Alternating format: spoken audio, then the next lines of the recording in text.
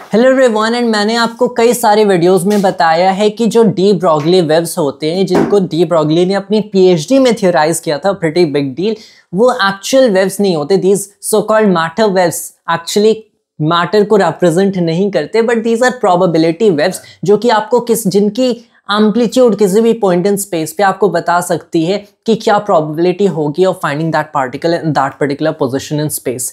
Now एक actual interpretation है quantum mechanics की जो कि इन्हें आज फिजिकल वेव्स कंसिडर करता है, and this was developed by de Broglie only, de Broglie and Bohm. इसे डी ब्रॉगली बोमियम इंटरप्रिटेशन कहा जाता है या फिर also the pilot wave theory. तो यहाँ पे स्पेस में एक्चुअल फिजिकल वेव्स होते हैं एंड ये फिजिकल वेव्स किसी भी पार्टिकल की मोशन को गवर्न करते हैं। So one thing to be made clear, particle खुद वेव नहीं होता है बल्कि दूसरे फिजिकल वेव्स होते हैं जो कि इस पार्टिकल को गवर्न करेंगे।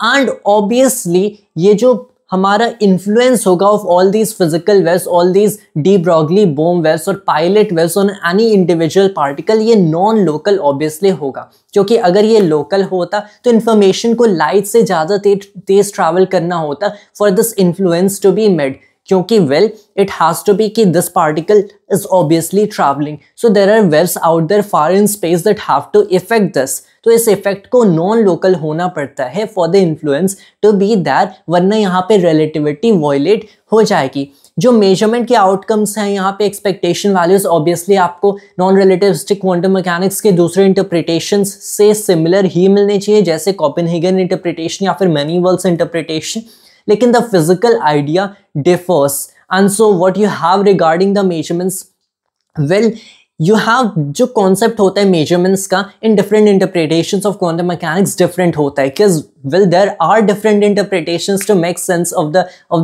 of what measurement actually means. That's what basically an interpretation of quantum mechanics does. It thinks of what measurements are in actually different ways. Copenhagen interpretation में कोई भी बड़ा ऑब्जेक्ट एक छोटे से ऑब्जेक्ट के साथ इंटरैक्ट करता है, so that is called a measurement, right? But again it fails in many different ways. Then you have the Money-Welles interpretation. तो यहाँ पे कोई भी दो particles entangle करते हैं as soon as they interact, and you know how it goes. तो यहाँ पे pilot wave interpretation is no better than any other interpretation, क्योंकि हम लोग इससे फिर भी टेस्ट नहीं कर सकते one interpretation against another, not until now. So it is one of those non local hidden variable theories. I again personally don't believe that this is really the case.